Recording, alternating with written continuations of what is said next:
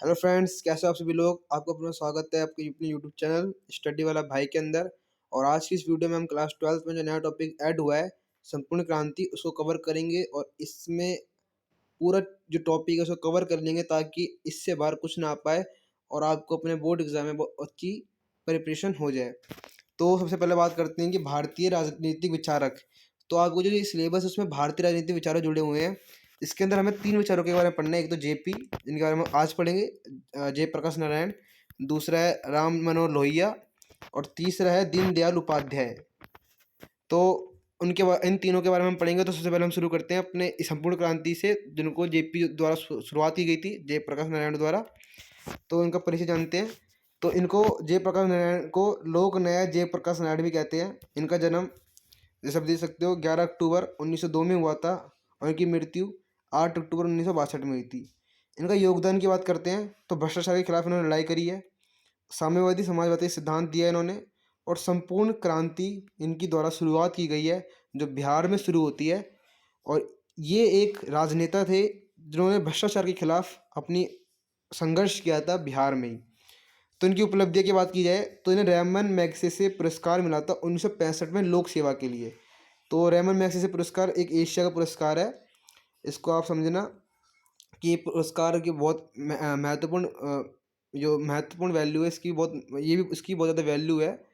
और दूसरा है हमारा भारत रत्न, जो इनको 1999 मिला था मृत्यु मरणोपरांत, मतलब इनकी मृत्यु के पश्चात, कि इनकी मृत्यु तो 1962 में हो गई थी। और रैमन मैग्सेसे पुरस्कार भी इनको इनकी मृत्यु के पश्चात ही मिलता है। तो परिचय, जरा हम इनका परिचय जान लेते हैं। जेपीआई लोक न्याय के रूप में परिचय है इनका, लोकप्रिय है ये। इन्हें, इनको जयप्रकाश नारायण जी को जेपी भी कहते हैं और लोक न्याय भी किया जाता है। ऐसे आंदोलन के दौरान उन्होंने क्या करा था, बिहार नेशनल कॉलेज छोड़ बिहार विद्यापीठ में गए थे आंदोलन में भाग लेने के लिए। जर्मनी में उन्होंने पीएचडी करी थी। उनका शीर्षक था नमक और सत्याग्रह, जो गांधी जी से रिलेटेड था, नमक सत्याग्रह। जेपी मार्क्सवादी के रूप में 1929 के अंत में भारत लौटे।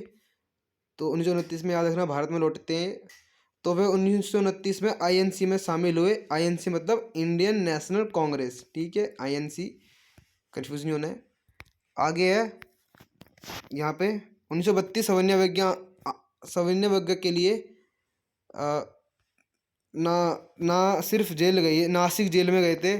और उनकी मुलाकात राम मनोहर लोहिया से भी हुई, मीनू मसानी से भी हुई, और अच्युत पटवर्धन, अशोक मेहता और अन्य राष्ट्रीय जो नेता थे उनसे भी हुई। रिहाई के बाद इन्होंने क्या करा, कांग्रेस के भीतर ही आचार्य नरेंद्र देव की सहायता से कांग्रेस सोशलिस्ट पार्टी सीएसपी का गठन किया। ये याद रखना कि सीएसपी का गठन आचार्य नरेंद्र देव द्वारा हुआ था। उसी के इन्होंने और उस पार्टी के गठन में इन्होंने अपना साथ दिया था, सहयोग दिया था। पेपर में ये पक्का आता है, पिछली बार बोर्ड में भी आ रखा है। अगला क्वेश्चन, अगला पढ़ते हैं। मतलब जेपी की राजनीतिक यात्रा की बात की जाए तो 1929 में कांग्रेस में थे। और उसके बाद ये 1934 से लेकर 1948 तक कांग्रेस सोशलिस्ट पार्टी में जाते हैं। उसके बाद 1948 से लेकर 1952 तक सोशलिस्ट पार्टी, फिर 1952 से 72 तक प्रजा सोशलिस्ट पार्टी, और 1977 से 80 तक जनता पार्टी में बनते हैं। और 1970 में जनता पार्टी की सरकार ही बनती है। अब ये पता होना चाहिए, अगर पता होगा, आपने चैप्टर पढ़ा होगा तो। स्वतंत्र भारत में उनकी भूमिका क्या थी, तो 1947 से 53 तक जेपी अखिल भारतीय रेल कर्मियों की महासंघ के अध्यक्ष थे। और 19 अप्रैल 1954 में गया बिहार में उन्होंने विनोबा भावे के सर्वोदय आंदोलन के लिए जीवन समर्पित करने की घोषणा की। तो विनोबा भावे द्वारा क्या गया, सर्वोदय आंदोलन में उन्होंने अपनी जीवन समर्पित करने, मतलब पूर्णतः योगदान देने की उन्होंने इसमें बात की। 1957 में उन्होंने राजनीति छोड़ने का निर्णय लिया। तो याद रखना, 1957 में उन्होंने राजनीति छोड़ दी थी। और उसके बाद वो जो सामाजिक कार्य होते हैं उसके लिए अपना योगदान देना शुरू कर दिया था उन्होंने। और पूर्णतः ये सामाजिक कार्यों में लग चुके थे। और 1960 के दशक के अंत में बिहार की राजनीति में लौटे। तो अब 1960 के दशक के अंत में क्या होता है कि इन्होंने पहले राजनीति छोड़ दी थी, लेकिन 1960 के दशक के अंत में क्या होता है कि बिहार में जो भ्रष्टाचार के खिलाफ जो आंदोलन चलता है, छात्र आंदोलन करते हैं। तो छात्र जो होते हैं वो जेपी को आह्वान करते हैं कि वो इस आंदोलन में शामिल हुए। और जेपी इस आंदोलन में शामिल होते हैं और एक नया आंदोलन, संपूर्ण क्रांति की शुरुआत कर देते हैं। तो जेपी के विचार क्या हैं, उनके आइडिया क्या हैं, तो हम समझते हैं। वो लोकपाल के कार्यालय थे, लोकपाल के कार्यालय, साम्यवादी समाजवाद का सिद्धांत उन्होंने दिया था। और भारत समुदायों का एक समाज है, उनका यही कहना है। इस प्रकार इस प्रकार भारतीय संघवाद है। और व्यक्ति, समाज और राज्य में का परिवर्तन संपूर्ण क्रांति के माध्यम से हो सकता है। भूमि जोतने वाले का भूमि स्वामित्व, बैंक और बीमा, यहाँ पे जो आपने देखा, बैंक और बीमा कंपनियों का राष्ट्रीयकरण, उद्योगों को और आर्थिक शक्ति का विकेंद्रीकरण, ग्राम पंचायतों को आर्थिक शक्ति प्रदान करना। मतलब इन्होंने क्या प्रबल समर्थक क्या थे, इनके क्या विचार थे, उनके बारे में से बताया जा रहा है कि ये बैंक बीमा कंपनी के राष्ट्रीयकरण के लिए प्रबल समर्थक थे, उद्योगों को और आर्थिक शक्ति का विकेंद्रीकरण के प्रबल समर्थक थे, ग्राम पंचायतों को आर्थिक शक्ति प्रदान करने के ये प्रबल समर्थक थे। और इसी प्रकार ग्राम पंचायतों में बहुमत के स्थान पर सर्वसम्मत के निर्णय की पद्धति पर बल दिया उन्होंने। मतलब कि जो ग्राम पंचायत में जो बहुमत के हिसाब से जो होता है, चयन होता है, वो ना होकर सर्वसम्मति, मतलब सबकी सहमति के हिसाब से उनका चयन होना चाहिए। पंचायत के जो मुखिया होते हैं उनका, इनका ये समर्थन था। तो आगे पढ़ते हैं, सर्वोदय आंदोलन क्या था। तो सर्वोदय आंदोलन का शाब्दिक अर्थ है भावनात्मक अर्थ है किसी एक वर्ग विशेष का नहीं, अपितु तो सभी का कल्याण हो। इसके 5 आधार हैं। जाति रहित और वर्ग रहित समाज की स्थापना, मतलब कोई जाति ना होना, ना और ना ही कोई वर्ग होना। भारत के जो भारतीय समाज में 4 वर्ग हैं वो ना हों। सार्वजनिक क्षेत्र में स्वच्छ एवं कुशल प्रशासन होना चाहिए, विकेंद्रीकरण होना चाहिए। ये सर्वोदय आंदोलन के अंतर्गत है। समस्त शक्ति जनता को समस्त शक्ति जनता को प्राप्त होना चाहिए। और ऑब्वियसली बात है कि अगर लोकतंत्र है तो उसमें समस्त शक्ति जनता को प्रदान होनी चाहिए। इसलिए सर्वोदय आंदोलन में क्या है, सर्वोदय मतलब सभी प्रकार से आंदोलन, मतलब सभी प्रकार से परिवर्तन होना, क्रांति आना। और इस क्रांति के लिए उन्होंने ये बात करी है कि इस प्रकार से सर्वोदय क्रांति आ सकती है, सभी प्रकार से क्रांति आ सकती है। और अधिकारी वर्ग द्वारा अपने आप को समानता का स्वामी नहीं वरन सेवक समझना। समानता को स्वामी नहीं वरन क्या समझना, अपने आप को सेवक। अब हम बात करते हैं समग्र क्रांति की या संपूर्ण क्रांति भी इसको कहते हैं। तो क्रांति का आह्वान 5 जून को होता है 1974 में गांधी मैदान में। याद रखना ये वाली बात, गांधी मैदान में होता है 5 जून 1974 को गांधी मैदान में इसकी शुरुआत होती है। बिहार के पटना के पास है गांधी मैदान। तो संपूर्ण क्रांति के लिए परिस्थितियां कौन सी उत्तरदायी थी जिसकी वजह से संपूर्ण क्रांति को करना पड़ा। तो संपूर्ण क्रांति के लिए जो वो आवश्यक परिस्थितियां थी, जो उत्तरदायी परिस्थितियां थी, आवश्यक नहीं मतलब उत्तरदायी, जिसकी वजह से उसको स्थापना हुई, इसकी शुरुआत हुई, उसमें पहला है शासन में व्याप्त भ्रष्टाचार। शासन में बहुत ज़्यादा भ्रष्टाचार व्याप्त था, जिसकी वजह से जेपी द्वारा संपूर्ण क्रांति शुरू करी गई। कम औद्योगिक विकास था, बहुत कम औद्योगिक विकास हो रहा था। उच्च बेरोजगारी थी। वस्तुओं की कीमतों में 30% की वृद्धि थी। आप सोच सकते हैं कि एक वस्तु की कीमत 30% उसमें वृद्धि की गई थी। तो इससे बहुत जो मध्यम वर्ग था उसकी हालत बहुत खस्ता हो गई थी। उनके लिए जीना और उनके लिए जीना और कठिन होता जा रहा था। सरकारी कर्मचारियों के वेतन पर रोक लग गई थी। अब कर्मचारी के वेतन पर रोक लगी तो क्या हुआ, कर्मचारी भी इस आंदोलन में भाग लिए। गुजरात और बिहार आंदोलन हुए। और गैर कांग्रेसवाद, तो गैर कांग्रेसवाद का जो बहुत ही ज़्यादा उस समय चल रहा था, ये चलाया जा रहा था राम मनोहर लोहिया द्वारा। तो इसी लहर के अंतर्गत उन्होंने ये भी उसकी उत्तरदायी परिस्थितियाँ बनी कि उन्होंने संपूर्ण क्रांति शुरू करी। आगे बात करते हैं बिहार की राजनीति और संपूर्ण क्रांति। सामाजिक न्याय के जेपी के आह्वान, सामाजिक न्याय के लिए जेपी का आह्वान और बिहार विधानसभा को भंग करने की मांग। तो उन्होंने क्या बोला कि सामाजिक न्याय के लिए जेपी का आह्वान था कि बिहार की जो विधानसभा है उसको भंग करने की मांग करी इन्होंने। एक बात बताते हैं कि इसी के समय, उससे पहले एक गुजरात के दंगे हुए थे। तो जो गुजरात के दंगे थे, उस गुजरात के दंगे में क्या हुआ था कि सरकार ने क्या करा था, इंदिरा गांधी जी ने उस आंदोलन को देखते हुए वहाँ की विधानसभा को भंग कर दिया था और फिर से चुनाव करवाए थे। और फिर बिहार में भी ये स्थिति हो गई थी कि फिर से चुनाव करवाने की मांग हो रही थी, विधानसभा भंग करने की मांग करी थी। तो इंदिरा गांधी ने इस बार इसको नहीं अलाउ किया था और उनका जो ये मांग थी वो मांग रह गई, ये पूर्ण नहीं हो पाई थी। याद रखने वाली बात, सिर्फ गुजरात में ये मांग पूर्ण हो पाई थी। आगे बढ़ते हैं। आगे थोड़ी स्लाइड में दिक्कत है। जेपी के नेतृत्व में बिहार छात्र समिति BCSS का गठन किया गया था।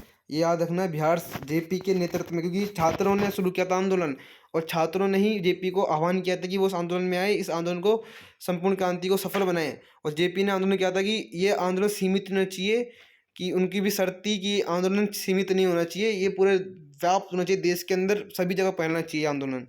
और बिहार सरकार को दबाने के लिए बल का इस्तेमाल किया उन्होंने। बिहार सरकार को दबाने के लिए बिहार सरकार ने आंदोलन को दबाने के लिए, तो क्या हुआ, बिहार सरकार ने क्या करा, आंदोलन को दबाने के लिए क्या करा, बल का इस्तेमाल किया। इस आंदोलन को दबाने के लिए अपनी शक्ति का प्रयोग करा और ऐसे हथकंडे अपनाए ताकि ये आंदोलन शांत हो जाए, लेकिन ये क्रांति, ये आंदोलन शांत नहीं हुआ।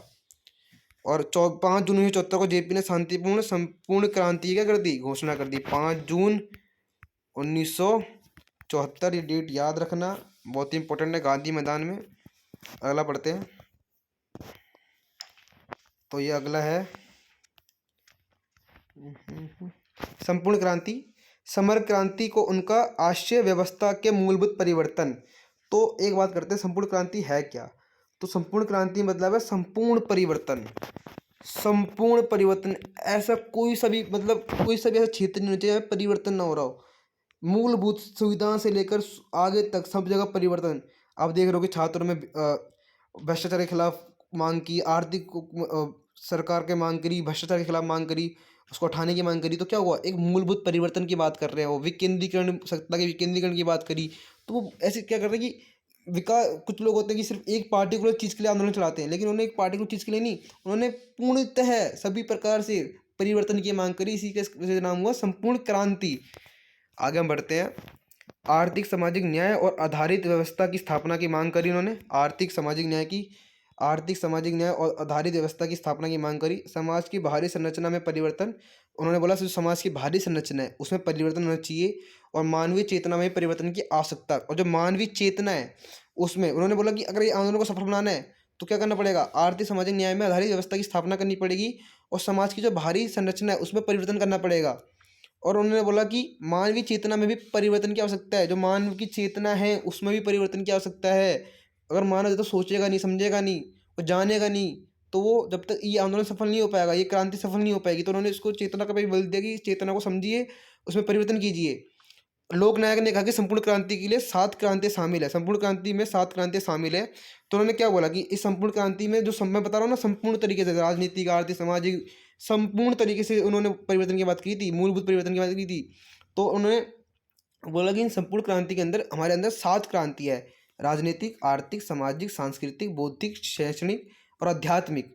तो मैंने इसको बताया, राजनीतिक रूप से सत्ता को, विधानसभा को भंग करना, आर्थिक रूप से जो सैलरी बढ़ गई थी, 30% टैक्स बढ़ गया था, सामाजिक रूप से उन्होंने बोला कि मानवीय चेतना को बढ़ाना चाहिए, अपनी सामाजिक संरचना को बदलना चाहिए। और उन्होंने सांस्कृतिक रूप से सबकी बात करी, उन्होंने बौद्धिक रूप से मानवीय चेतना को बढ़ाने की बात करी। उन्होंने ऐसे इस प्रकार से उन्होंने 7 क्रांति इसके अंदर सम्मिलित करी और बोला कि इस प्रकार 7 क्रांतियाँ इसमें होनी चाहिए, तभी ये क्रांति संपूर्ण क्रांति बन पाएगी, तभी सफल हो पाएगी। इस संपूर्ण क्रांति का उद्देश्य क्या था, सत्ता पर प्रभावपूर्ण वास्तविक नियंत्रण की व्यवस्था होनी चाहिए। तो जेपीजे क्या कहना था कि जो सत्ता है उस सत्ता पे किसका नियंत्रण है, सरकार का। तो इस सरकार का नियंत्रण हटना चाहिए और इस सरकार का नियंत्रण हटना चाहिए, साथ ही क्या होना चाहिए, उस सरकार का नियंत्रण हटकर एक प्रभावपूर्ण वास्तविक नियंत्रण किसके पास होना चाहिए, सभी के पास की व्यवस्था होनी चाहिए, सभी के पास व्यवस्था होनी चाहिए। इस सरकार को ऐसी व्यवस्था करनी चाहिए कि उसमें कोई वास्तविक नियंत्रण या किसी का नियंत्रण ना हो और सभी को उस पर पूर्णतः वो होगी, कोई भी उस लोकतंत्र में आ सकता है, कोई भी अपनी भागीदारी सुनिश्चित कर सकता है। प्रेस, न्यायपालिका, विपक्ष और बुद्धिजीवी वर्ग की भूमिका होनी चाहिए। अब देखो, जो प्रेस है वो लोकतंत्र का चौथा स्तंभ है। लोकतंत्र का चौथा स्तंभ क्या है, प्रेस। तो उन्होंने प्रेस पे बल दिया कि अगर प्रेस स्वतंत्र होगी तो क्या होगा, एक सरकार को भी अपने स्वतंत्र रूप से काम कर पाएगी। लेकिन आज के टाइम में तो प्रेस इतनी स्वतंत्र नहीं रही है। तो मेरा मानना है कि आज के टाइम में जो चौथा पिलर है वो है शिक्षा। तो शिक्षित बनी है तो सरकार अपने आप ही काम करना शुरू कर देगी। और न्यायपालिका, विपक्ष और बुद्धिजीवी वर्ग की भूमिका होनी चाहिए। सत्ता का विकेंद्रीकरण होना चाहिए, जैसे मैंने बोला सत्ता का विकेंद्रीकरण में क्या बोला कि सबको प्रभावपूर्ण नियंत्रण होना चाहिए, वास्तविक नियंत्रण होना चाहिए। अनीति और अन्याय के विरुद्ध संघर्ष और न्यायपूर्ण व्यवस्था की स्थापना करनी चाहिए। जो अनीति है, जो अन्याय है, उसके विरुद्ध क्या होना चाहिए, एक न्यायपूर्ण व्यवस्था की स्थापना करनी चाहिए। लोक शक्ति को जागृत करने की सकता है, लोक शक्ति मतलब लोगों की जो शक्ति है उसे जागृत करना, मतलब जो लोगों की जो शक्ति है एक लोकतंत्र के अंदर एक क्या है कि हम भारत को एक संपूर्ण प्रभुत्व, तो हम भारत के लोग ही ना भारत को एक संपूर्ण प्रभुत्व संपन्न समाजवादी पंचदशीय राज्य से बना सकते हैं। हम भारत के लोगों के पास शक्ति कि हम किसी राष्ट्र को सफल बना सकते हैं। तो उन्होंने बोला कि एक लोकतंत्र के अंदर जो नागरिकों के पास शक्ति है उसको अपनी शक्ति के बारे में जागृत होना चाहिए और जानना चाहिए, इसकी आवश्यकता है। यही संपूर्ण क्रांति क्या था, उद्देश्य, ताकि जागरूक हो अपने अपने बारे में, अपनी शक्तियों के बारे में। तो आगे बढ़ते हैं। तो ये सिंहासन खाली करो कि जनता आती है, ये याद रखना। सिंहासन खाली करो कि जनता आती है का नारा किसने दिया था? ये नारा दिया था गांधी मैदान में, रामलीला मैदान जिसे कहते हैं, पटना, जो जहाँ से 5 जून 1974 को जो शुरू करी थी संपूर्ण क्रांति, वहीं पर सिंहासन खाली करो कि जनता आती है का नारा दिया था बिहार में रामधारी सिंह धनखड़ द्वारा।